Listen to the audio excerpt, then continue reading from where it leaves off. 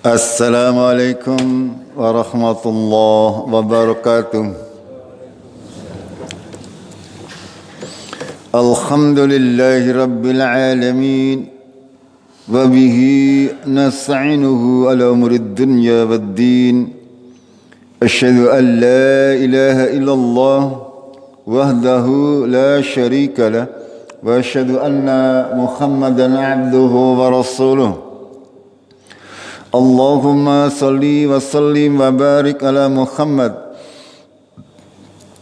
wa ala alihi wa ala ashabihi ajma'in. Amma ba'd. Qala Allah Ta'ala fil kitabihil karim.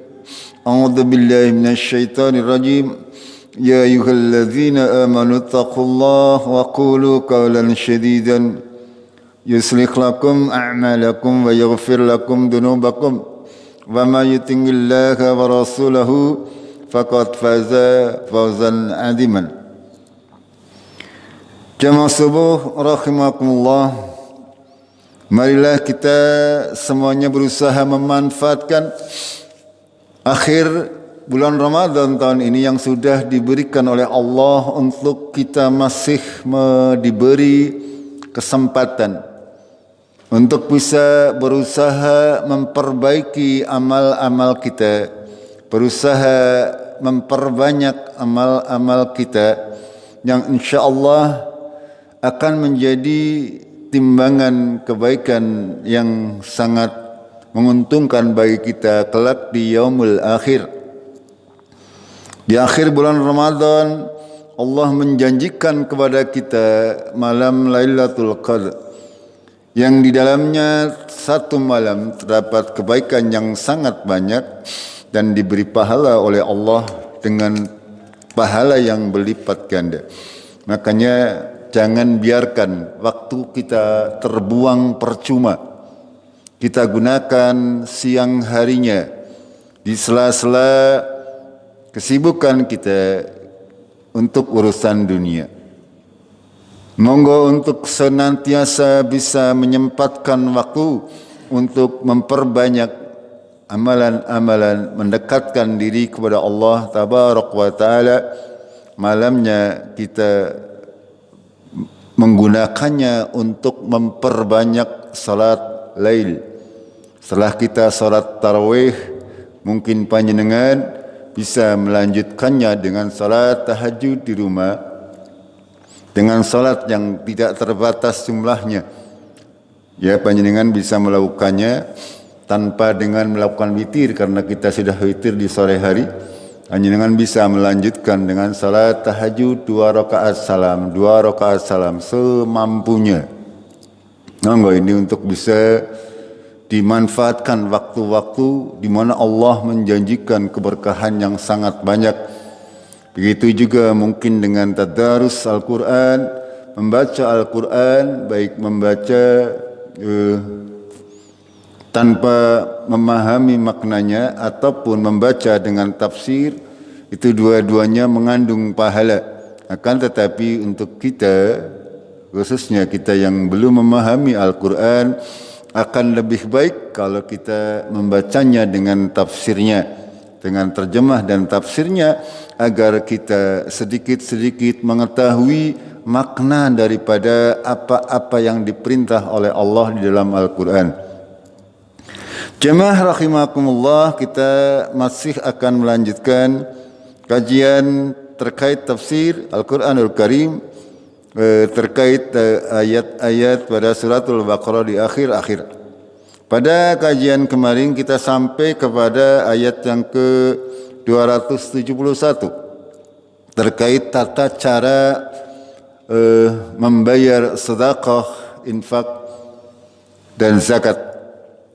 Allah memberikan kita dua pilihan, yaitu dengan menampakkan sedekah kita dan menyembunyikan sedekah kita. Dua-duanya ada keutamaannya.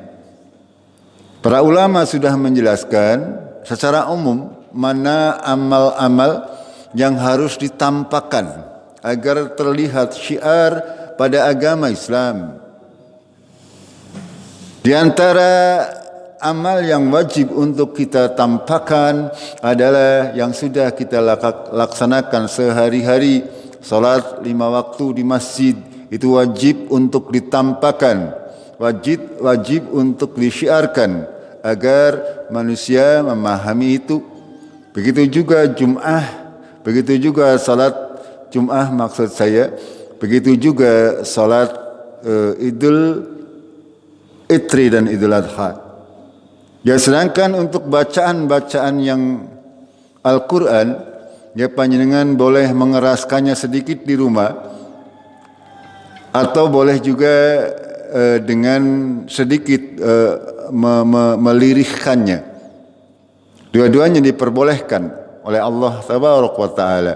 Akan tetapi kalau bacaan kita mengganggu tetangga kita, itu tidak diperbolehkan. Okay?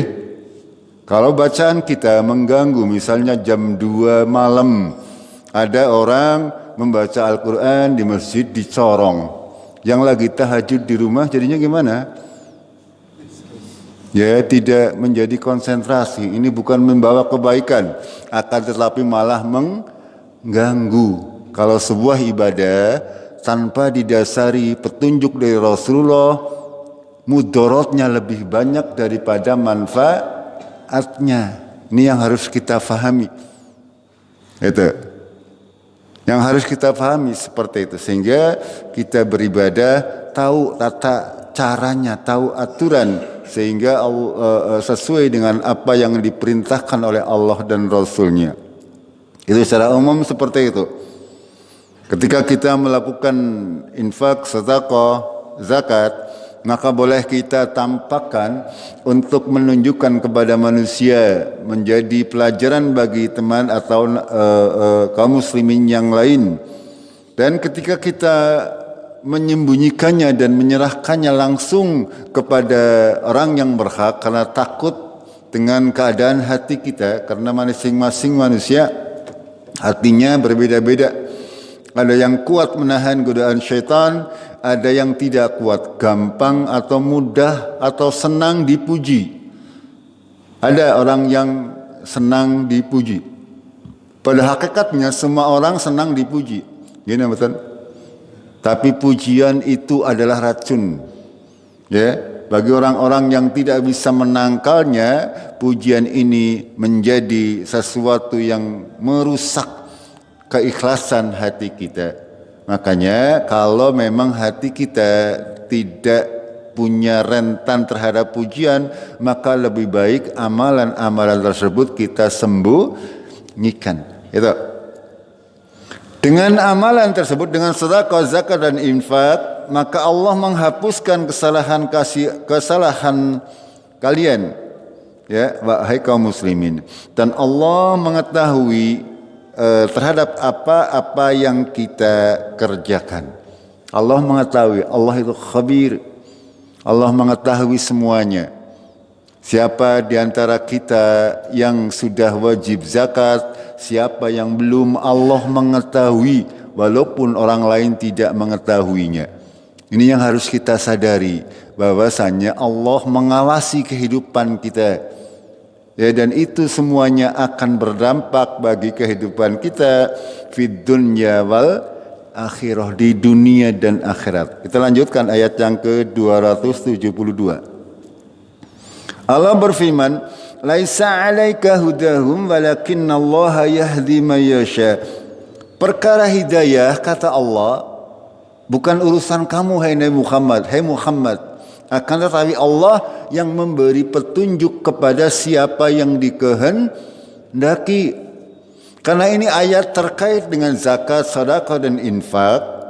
Ketika kami menyampaikan terkait hukum-hukumnya, itu adalah kewajiban kami, kewajiban Nabi Muhammad untuk menyampaikannya. Akan tetapi siapa di antara yang mendapatkan petunjuk, artinya mau mengeluarkan zakat, sedekah dan infak, itu bukan perkara manusia, akan tetapi perkara Allah Tabaraka wa Ta'ala. Siapa yang diberi kesadaran oleh Allah Tabaraka wa Ta'ala. Ketika saya menyampaikan seperti ini, langsung ke rumah ditimbang hasil panennya, apakah sudah nisab atau belum.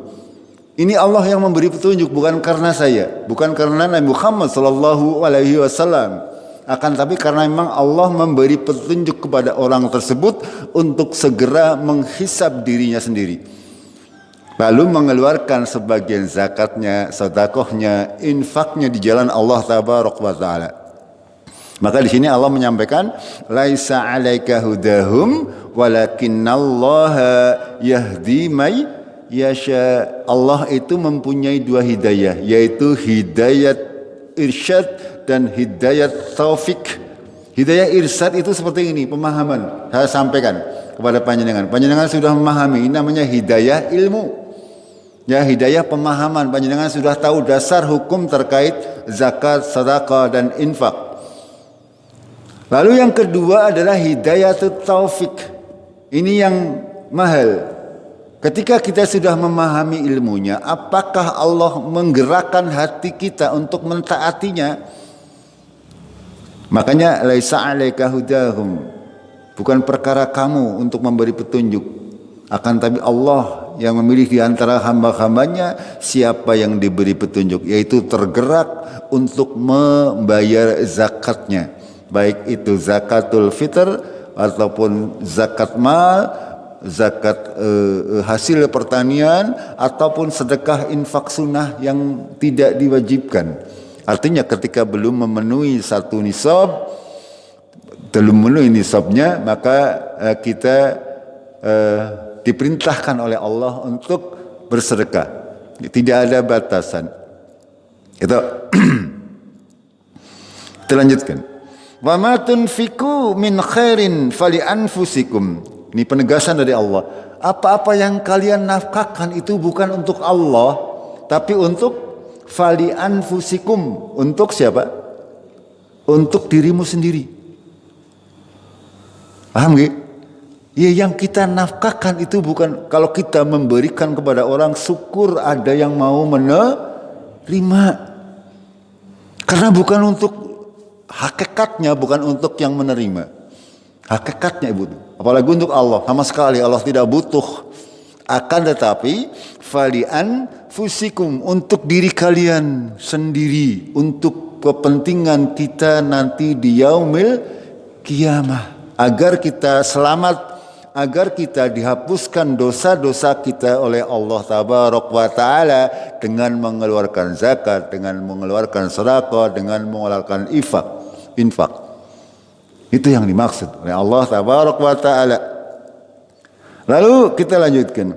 Wa ma tunfikuna illa bidgha'a wajhillah, dan janganlah kalian menafkahkannya kecuali mencari wajhillah, mencari keridhaan Allah, mencari ampunan dari Allah. Jangan kalian menafkahkannya untuk tujuan selain daripada itu. Tidak boleh, ya, seperti sudah dijelaskan di awal.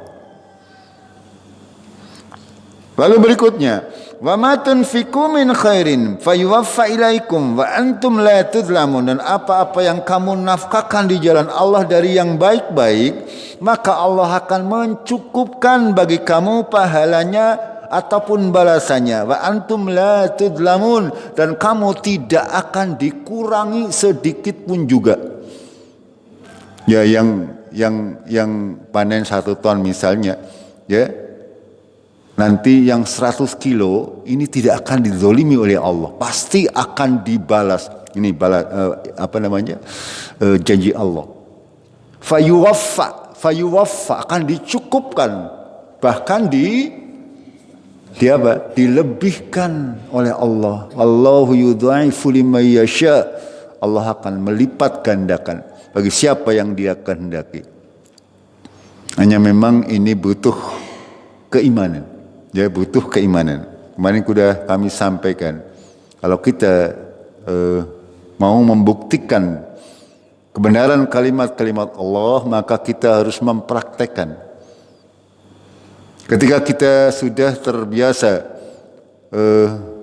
rela untuk menyedekahkan harta kita di jalan Allah, kita akan diberi hikmah.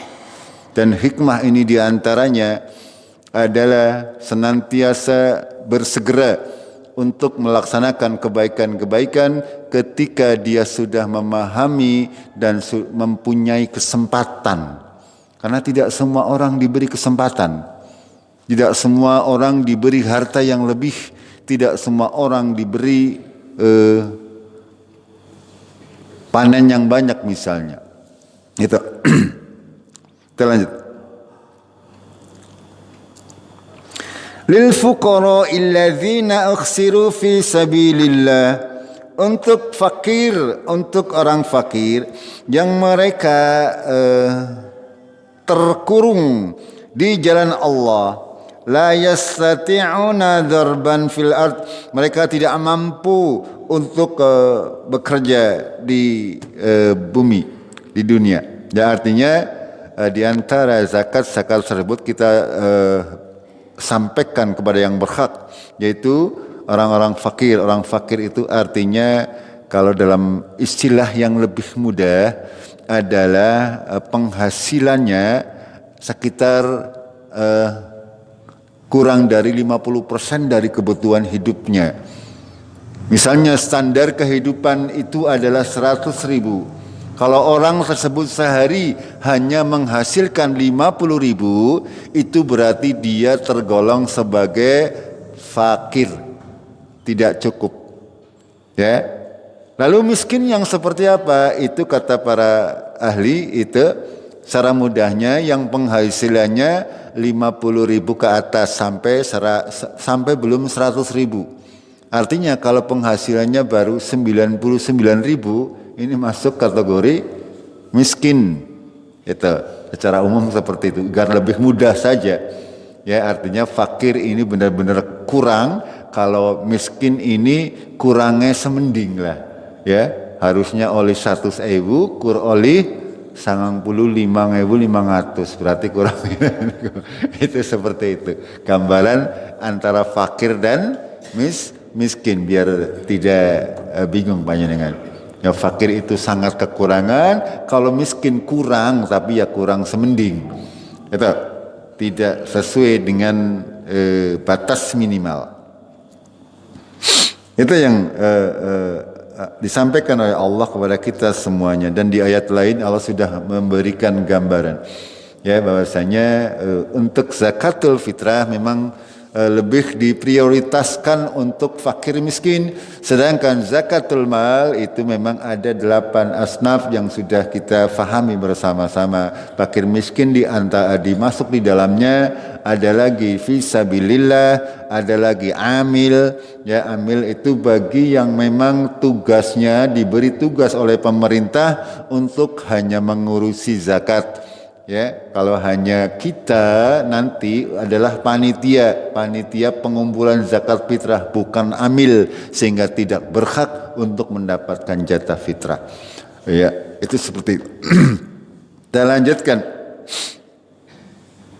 Yahsabuhumul jahilu aghniya'a minat ta'affuf, dan orang-orang yang jahil, orang-orang yang tidak mengetahui, menganggap mereka adalah orang-orang kaya sehingga tidak meminta-minta. Dahulu zaman Rasulullah, zaman perjuangan kaum muslimin, banyak di antara sahabat Rasulullah mereka sibuk berjihad di jalan Allah sehingga tidak sempat untuk mencari nafkah, sehingga mereka semuanya tergolong kepada orang-orang fakir. Akan tetapi mereka sangat-sangat menghargai diri mereka, tidak mau meminta-minta. Gitu. Karena mereka sadar orang yang meminta-minta padahal tidak benar-benar membutuhkan, nanti di yaumul kiamah ya akan datang dengan raine, mukanya langka, dagingnya gari balung tok. Panjenengan hati-hati, jangan suka meminta-minta, jangan suka ngemis-ngemis. Ya, kita harus menjaga martabat diri kita. Nanti coba bayangkan panjenengan menghadap Allah, raine langka, dagingnya seperti apa? Ya. Kita tidak membiasakan diri untuk meminta-minta, apa bahasa Jawanya, celamit, celamit. Malu lah sama diri sendiri. Malu dengan Allah. Mau minta kepada Allah, monggo silahkan. Minta duit salonyong jaluk duit 1 miliar oleh. Jangan pernah malu kepada Allah tabaraka wa taala. Kalau dengan manusia minta 1000. Na'udzubillah. Nggih. Itu.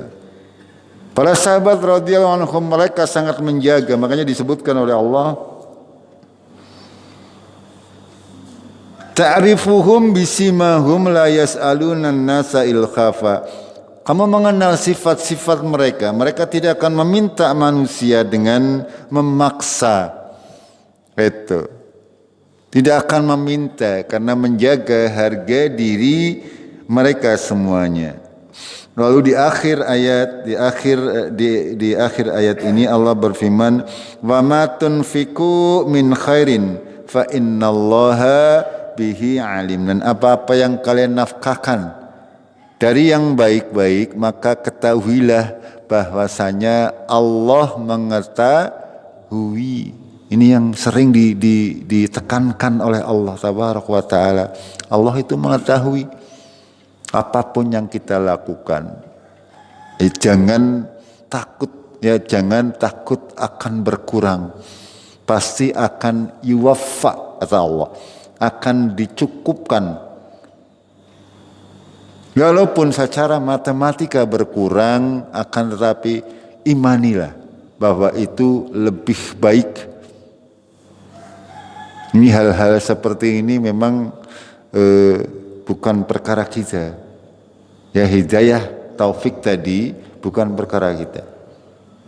Kami hanya sebatas menyampaikan perkara hidayah urusan Allah tabaraka wa taala. Panjenengan yang diberi hidayah bersyukurlah bahwasanya panjenengan dipilih oleh Allah menjadi orang-orang yang diberi hidayah sehingga tergerak hatinya untuk melaksanakan apa-apa yang diperintah oleh Allah. Jamaah rahimakumullah, sampai di sini dulu. Kita lanjutkan esok hari insyaallah kalau masih diberi kesempatan. Kita akhiri dengan kafaratul majelis. Ini masalah minta-minta, tapi dasi diminta itu ikhlas tuh gimana? Sama. Jadi, namanya minta-minta enggak ada. Ya. Ada mintanya yang ringan-ringan gitu ya. Sama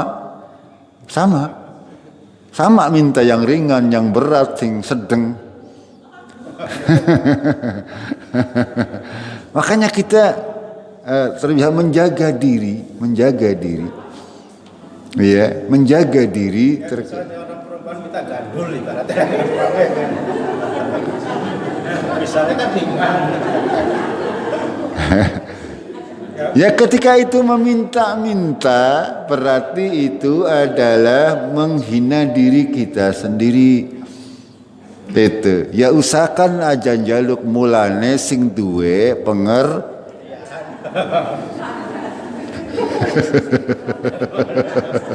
Kalau meminta berarti menghina diri kita. Saya sering ngomong kepada istri saya, aja njaluk. Tapi kadang manusia. Ya mudah-mudahan diampuni. Tapi kalau terkait hukum, saya tidak berani menjawab tidak sama. Nggih, kalau terkait hukum. Kalau terkait hukum, sing cilik sing gede pada baik. Kita mengatakan riba, sing cilik sing gede pada baik. Kita mengatakan khamr, sing semending kalau sing akeh pada baik. Sama dengan hal ini. Ya, sama dengan hal ini. Itu. Makanya pintar-pintar akhirnya ora jaluk tapi kadang-kadang nyindir ya. Ya hukumnya semuanya sama, tapi insya Allah kalau hal-hal yang kecil seperti itu diampuni oleh Allah, tapi ya aja dijadikan kebiasaan. Itu semending-mending jaluk. Na'udzubillah.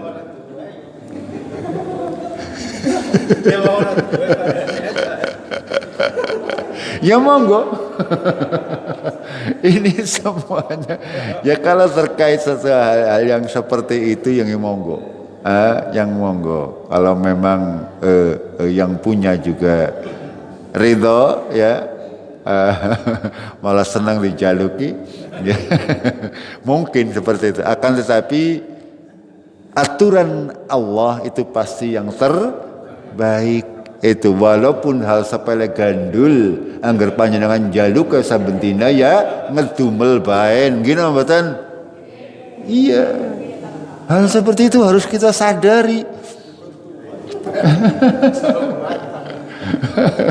Ya walaupun jaluk hal yang sepele, kalau jaluknya sering ya suatu saat iya anggar lagi butuh ta jaluk anggar ora ta iku ini yang kita hindari. Makanya ya kalau hanya sekali-kali itu ya mungkin mudah-mudahan diampuni, tapi kalau keseringan juga sama saja. Begitu nggih? Begitu? Itulah hukum Allah, sangat indah ya. Agama Islam sangat indah, sangat menjaga martabat. Ya. Allah itu Maha Kaya. Kita minta kepada Allah Tabaraka wa Ta'ala. Ya. Yang membuat kita kaum muslimin harus senantiasa menjadi orang yang dermawan. Angger duwe apa-apa ya tangga teparone urusan dadak dijaluki. Gini mboten itu yang diharapkan. Ya. Ya kadang ana sing kebangetan nggih. Kadang ya di sini sih insyaallah enggak nggih. Ya mungkin ada juga antara tangga yang seperti itulah. Ya, kita tidak akan membahasnya panjang lebar. Ya mbok tadi dosa ya nanti riba kita lagi puasa. Monggo ya, monggo disikapi dengan bijak. Ketika kita berbicara syariat itu tidak ada tawar-menawar. Kader semending ikih ora. Ya, akan tapi itu semuanya berlaku secara umum. Ini yang harus kita pahami. Kita akhiri nggih, ampun nggih.